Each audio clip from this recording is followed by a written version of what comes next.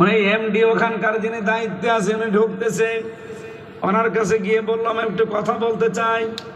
আমার চেহারার পোশাক দেখে লোকটা তাড়াতাড়ি করে মোবাইল লোকাচ্ছে, মনে হচ্ছে মোবাইল ছিনতাই করে নেবে। কিছুক্ষণ পরে বললাম যে স্যার আমাকে চিনতে পারেননি, আমি ব্যারিস্টার আরমান মীর কাশেম আলীর সন্তান। আজ 8 বছর আয়না ঘরে ছিলাম, রাত 3টার সময় ওরা আমাকে লাথি দিয়ে গাড়ি থেকে ফেলে দিয়েছে। যেহেতু আমার চোখে ছানি পড়ে গিয়েছিল খাবারের অভাবে, এই জন্য আমি ভালোভাবে কাউকে চিনতেও পারছিলাম না। ওই লোকটাকে অনেক দিন আগে আমার বাবা নিজে নিয়োগ দিয়েছিল, সেই লোকটা এখন অফিসার, কিন্তু আমার চেহারাটা এত পরিবর্তন হয়ে গেছে যে আমার বাবার নিয়োগ দেওয়া কর্মচারী আমারে চিনি না। পরিচয় দেওয়ার পরে উনি হাওমাও করে কেঁদে আমারে জড়িয়ে ধরলেন, বাড়িতে খবর দিলেন।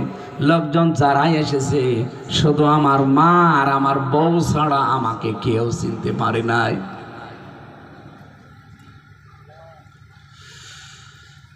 ও ঢাকাবাসী, কি বলতে চাই আপনি হয়তো বুঝে ফেলেছেন। এই পোশাক আশাক যদি সত্যি আমার এখানে না থাকতো, আর আমার মুখটা যদি শুধু পরিবর্তন হয়ে যেত, এখানে না এই গেটেও আমার উঠতে দিতেন না, বলতেন পরে আসেন। গতকালকে আমি নোয়াখালীর কোম্পানিগঞ্জ ওখান থেকে শেষ করে গিয়েছি কুষ্টিয়া ভার্সিটিতে। এ যাবার সময় ফজরের নামাজ পড়ছিলাম কুমিল্লার কোনো এক জায়গায়, না ওটা ভাঙ্গার এক মসজিদে নামাজ পড়ার পর মসজিদে ঢোকার পরে যে 3 জন মুসল্লি, 3 জন এরকম মুরব্বী, ওরা তো আর ইন্টারনেট ঘটে না যে আমারে চিনবে।